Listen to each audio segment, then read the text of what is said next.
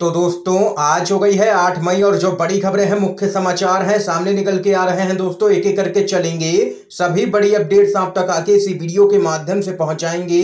ये वो खबरें हैं जो गोदी मीडिया आप तक नहीं पहुंचाता है। तो वहीं दोस्तों खबरों की तरफ चलने से पहले आप लोगों से एक छोटा सा निवेदन है कि अगर आप लोग भी खुल करके देश भर में नफरत फैला रही गोदी मीडिया का बहिष्कार करते हैं, विरोध करते हैं, तो अभी इस वीडियो को लाइक कीजिएगा, चैनल को फ्री में सब्सक्राइब करके बेल के आइकन को जरूर दबाइएगा दोस्तों, और कमेंट बॉक्स में कमेंट करना बिल्कुल भी मत भूलिएगा। जय हिंद, जय भारत। दरअसल दोस्तों पहली बड़ी खबर आप लोगों को बताते चलें, भाजपा के नेता तेजिंदर बग्गा के खिलाफ एक और वारंट हुआ है जारी। मोहाली कोर्ट का बड़ा आदेश, कहा गिरफ्तार करके अदालत में पेश किया जाए। खबर बताते चले आप लोगों को, बीजेपी के नेता तेजिंदर सिंह बग्गा के खिलाफ मोहाली की अदालत ने गिरफ्तारी वारंट जारी किया है। मोहाली कोर्ट की तरफ से जारी वारंट में कहा गया है कि बग्गा को गिरफ्तार करके कोर्ट में पेश किया जाए।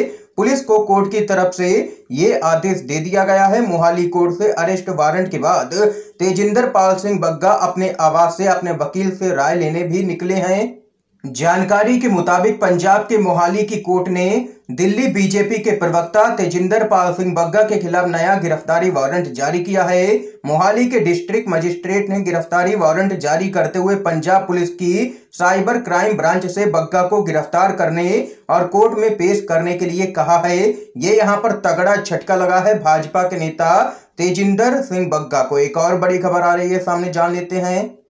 बीजेपी विधायक के आरोप के बाद मोदी सरकार से लेकर के कर्नाटक की बीजेपी सरकार में मचा है हड़कंप। क्या कुछ है पूरा मामला, खबर बताते चले। बीजेपी के वरिष्ठ नेता और विजयपुरा शहर के विधायक बसनगौड़ा पाटिल यत्नाल ने कहा है कि उन्हें कर्नाटक का मुख्यमंत्री बनाने का प्रस्ताव दिया गया था। इसके बदले उनसे 2,500 करोड़ रुपए मांगे गए थे। उन्होंने यह भी आरोप लगाया है कि जो लोग 50 से 100 करोड़ रुपए देने को तैयार थे, उन्हें मंत्री बनाने का ऑफर दिया गया। इस मुद्दे पर कांग्रेस पार्टी के राष्ट्रीय प्रवक्ता रणदीप सुरजेवाला ने बीजेपी पर कड़ा हमला किया है। सुरजेवाला ने कहा है कि क्या पीएम और सीएम इसका जवाब देंगे। बीजेपी के विधायक ने कहा है कि राजनीति में कई चोर हैं जो दावा करते हैं कि वे आपको टिकट दे सकते हैं, आपको दिल्ली ले जा सकते हैं, सोनिया गांधी जेपी नड्डा से मिल सकते हैं। दिल्ली के कुछ लोगों ने मुझसे संपर्क किया और कहा कि अगर आप 2,500 करोड़ रुपए देंगे तो हम आपको मुख्यमंत्री बनाएंगे। उन्होंने कहा है कि हर जगह धोखेबाज हैं। ये यहाँ पर बीजेपी के विधायक ने काफी गंभीर आरोप लगा दिया है और इस पूरे मामले पर अब यहाँ पर कांग्रेस पार्टी भी हमलावर है। एक और बड़ी खबर बताते चलें, मिशन 2023 की तैयारियों में जुटी है छत्तीसगढ़ कांग्रेस। 90 विधानसभा सीटों का करवाया है सर्वे। छत्तीसगढ़ कांग्रेस पूरी तरह से मिशन 2023 की तैयारियों पर जुट गई है। लगातार संगठन की बैठकें आयोजित की जा रही हैं। इस बीच कांग्रेस ने छत्तीसगढ़ के सभी 90 विधानसभाओं का सर्वे भी करा लिया है। दिलचस्प बात यह है कि कांग्रेस के विश्वसनीय सूत्रों के मुताबिक इस सर्वे में करीब 38 विधायकों की रिपोर्ट बेहद ही कमजोर आई है। बताया जा रहा है कि फौरी तौर पर इन विधायकों को अपना परफॉर्मेंस सुधारने के लिए कहा गया है। बड़ी बात तो यह है कि इन विधायकों में मंत्री भी शामिल है और वहीं पीसीसी के अध्यक्ष मोहन मरकाम का कहना है कि जो भी कमी है उसे पूरा कर लिया जाएगा। और वहीं आप लोगों को इस सर्वे के आंकड़े भी बताते चले। इस सर्वे में कांग्रेस पार्टी को 90 में से 65 विधानसभा सीटों पर यहां पर बढ़त दिखाई पड़ रही है बीजेपी पर। यह यहां पर सर्वे कांग्रेस पार्टी ने कराया है। इस बीच एक और बड़ी खबर आ रही है, जान लेते हैं। राष्ट्रपति चुनाव में एनडीए के साथ खेला करने की तैयारी में है नीतीश कुमार। नीतीश कुमार को मनाने में जुटी है बीजेपी। अंदर खाने से आ रही है बड़ी खबर, आप लोगों को बताते चले। केंद्रीय मंत्री और बीजेपी के बड़े नेता धर्मेंद्र प्रधान ने हाल ही में बिहार के मुख्यमंत्री नीतीश कुमार से मुलाकात की है। कहा जा रहा है कि यह मुलाकात नजदीक आ रहे राष्ट्रपति और उपराष्ट्रपति के चुनाव को लेकर के हुई है। बिहार की सियासत में इन दिनों नीतीश कुमार के रुख को लेकर के काफी चर्चाएं हो रही हैं। नीतीश कुमार ने बीते दिनों में आरजेडी के साथ नजदीकी बढ़ाई है और ऐसे कयास लग रहे हैं कि नीतीश कुमार एक बार फिर से बिहार में सियासी उलटफेर कर सकते हैं। बीजेपी के खेमे में भी नीतीश की आरजेडी से बढ़ रही नजदीकी को लेकर के चर्चा स्वाभाविक रूप से हो रही है, क्योंकि राष्ट्रपति और उपराष्ट्रपति के चुनाव में एनडीए के उम्मीदवार की जीत के लिए बीजेपी को एनडीए में शामिल सहयोगी दलों का समर्थन हर हाल में चाहिए। इसलिए धर्मेंद्र प्रधान ने नीतीश कुमार से मिलकर के उन्हें मनाने और उनकी मन की बात जानने की कोशिश की है।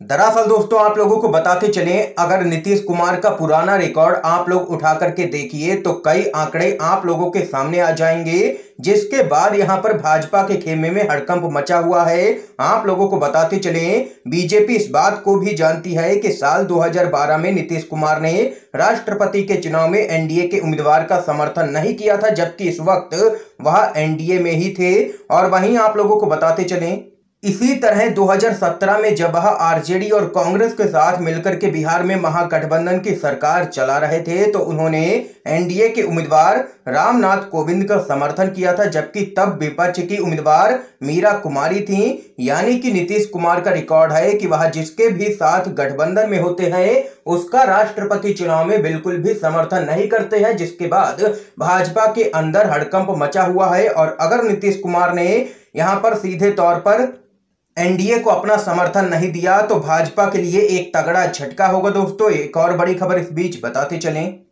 बीजेपी शासन में कोई भी सुरक्षित नहीं है। त्रिपुरा कांग्रेस ने मुख्यमंत्री बिप्लब देब से इस्तीफा मांगा है। खबर आप लोगों को दोस्तों बताते चलें, त्रिपुरा कांग्रेस ने राज्य में कानून व्यवस्था की स्थिति में गिरावट को लेकर के मुख्यमंत्री बिप्लब कुमार देब के इस्तीफे की मांग कर दी है। कांग्रेस के नेता और पूर्व मंत्री सुदीप राय बर्मन ने अगरतला में संवाददाताओं से कहा है कि राज्य में पूरी तरह अराजकता फैल रही है, क्योंकि भाजपा शासित राज्य में हत्या दंगा एक दैनिक दिनचर्या बन गई है। उन्होंने कहा है कि बिप्लब कुमार देब के शासन में कोई भी सुरक्षित नहीं है। और इसके साथ ही कांग्रेस पार्टी के नेता का कहना है कि बिप्लब कुमार देब से राज्य संभल नहीं रहा है, इसलिए उनको अपने पद से तत्काल इस्तीफा दे देना चाहिए। इस बीच एक और बड़ी खबर आप लोगों को बताते चलें, घरेलू गैस सिलेंडर के दाम बढ़े तो राहुल गांधी का केंद्र की मोदी सरकार पर हमला, कहा महंगाई और बेरोजगारी से लड़ रहे हैं लाखों भारतीय परिवार। खबर बताते चलें, कांग्रेस ने घरेलू एलपीजी सिलेंडर की कीमत में बढ़ोतरी को लेकर के मोदी सरकार को घेरा है। पार्टी के पूर्व अध्यक्ष राहुल गांधी ने मोदी सरकार को फटकार लगाते हुए कहा है कि लाखों भारतीय परिवार अत्यधिक महंगाई, बेरोजगारी और खराब शासन के खिलाफ एक कठिन लड़ाई लड़ रहे हैं। कांग्रेस ने यह भी कहा है कि केंद्र सरकार को घरेलू रसोई गैस सिलेंडर की कीमत में बढ़ोतरी को वापस लेना चाहिए और इसे उसी स्तर पर लाना चाहिए जैसा कि 2014 में सब्सिडी वाले सिलेंडर के लिए था।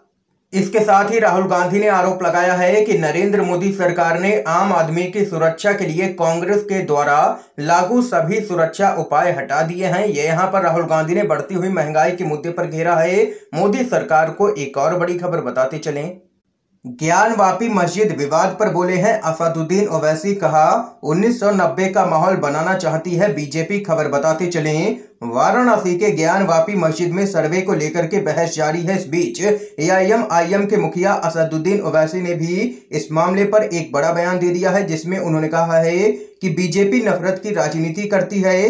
इसके साथ ही ओवैसी ने कहा है कि पीएम मोदी को इस मसले पर बोलना चाहिए। ज्ञानवापी मस्जिद पर ओवैसी ने कहा है कि साजिश तो नकवी की पार्टी कर रही है।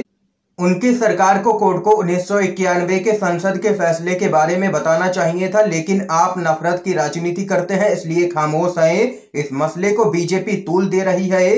वो दोबारा 1990 के माहौल को पैदा करना चाहते हैं। प्रधानमंत्री को इस पर बोलना चाहिए। निचली कोर्ट का फैसला गलत है, ये यहाँ पर कहना है इस पूरे मामले पर ओवैसी का। इस बीच एक और बड़ी अपडेट आ रही है सामने, जान लेते हैं। अब सिलेंडर को सरेंडर करने का वक्त आ गया है। आम आदमी की पहुंच से बाहर हुई हैं कीमतें। मोदी सरकार पर कांग्रेस का बड़ा हमला। कांग्रेस ने रसोई गैस सिलेंडर के दाम बढ़ाने पर मोदी सरकार की तीखी आलोचना की है। इसके साथ ही इसकी बढ़ी कीमत तत्काल वापस लेने और लोगों को राहत देने की मांग की है। पार्टी के प्रवक्ता पवन खेड़ा ने पार्टी मुख्यालय में एक प्रेस कॉन्फ्रेंस करके कहा है कि रसोई गैस के घरेलू सिलेंडर के दाम 50 रुपए बढ़ा दिए गए हैं और दिल्ली में इसकी कीमत 1000 रुपए से महज 50 पैसे कम रह गई है। इसके साथ ही उन्होंने कहा है कि अब सिलेंडर को सरेंडर करने का वक्त आ गया है, क्योंकि आम आदमी की पहुंच से इसकी कीमतें बाहर हो गई हैं। और वहीं इसके साथ ही कांग्रेस पार्टी के प्रवक्ता सुरजेवाला ने कहा है कि बीजेपी मालामाल, जनता बेहाल। बीजेपी राज्य में सब्सिडी वाला रसोई गैस सिलेंडर 2.5 गुना हो चुका है। रसोई गैस मध्यम और गरीब की पहुंच से बाहर हो चुकी है। ये यहां पर कांग्रेस पार्टी ने किया है जोरदार हमला मोदी सरकार पर सिलेंडर के बढ़े हुए दामों को लेकर के। इस समय की दोस्तों आज की सभी बड़ी खबरें थी, मुख्य समाचार थे जो हमने आप लोगों तक पहुंचाए हैं यूएनवीडीवी के माध्यम से।